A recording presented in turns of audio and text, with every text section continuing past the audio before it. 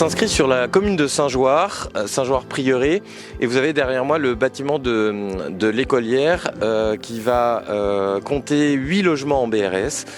C'est d'autant plus important pour nous que c'est la première opération neuve en Savoie qui va se faire sous ce mécanisme-là. Le BRS, on l'a déjà vu, permet de construire sur des propriétés bâties, des propriétés non bâties et également de procéder à la vente HLM. Donc la vente HLM en BRS, on l'a fait au Bourget du Lac.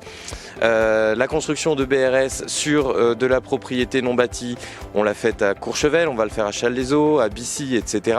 Et sur une propriété bâtie, on peut également proposer ce genre de dispositif. Donc un dispositif de dissociation du foncier et du bâti qui permet justement de solvabiliser les ménages, puisque sur cette opération, on peut proposer à des ménages d'acquérir plus de 1 300 € en dessous du prix du marché par mètre carré habitable. On a doublé la population de Saint-Joire à peu près en 10 ans, à tel point que le besoin était bien ciblé, puisque 40% des logements ont été ou loués ou acquis par des familles saint-joiriennes pour leurs enfants, pour leurs parents ou pour des amis qui revenaient. Donc ça correspond à une vraie nécessité. On est passé en gros de 711 habitants à 1900 actuellement. Voilà. Et dans cette opération-là, on avait 2 soucis. Le premier, c'est ou rénover, mais ça coûtait une fortune, l'ancienne mairie, l'ancienne école, ou au contraire trouver un opérateur qui la transforme et qui réalise une opération de logement. C'est ce qui a été fait.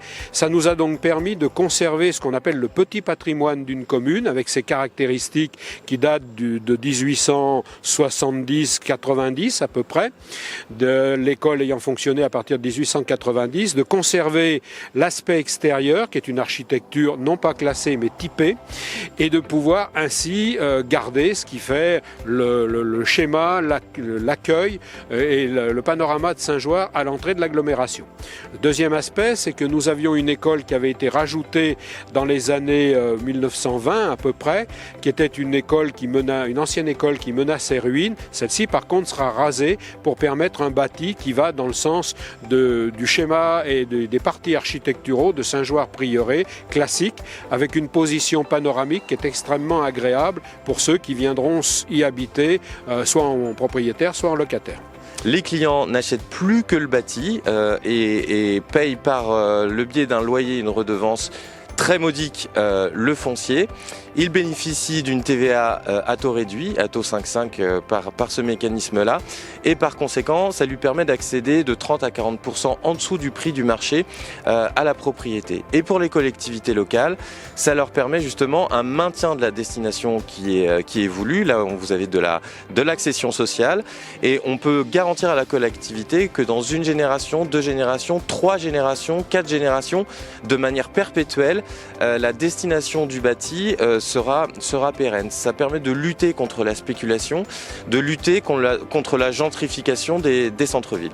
Alors le calendrier fait qu'on a à peu près une année, 15 mois de chantier. Donc ça va commencer aujourd'hui, puisque vous avez vu qu'on a commencé par démolir l'ancien bureau du maire, et donc ce qui est symbolique.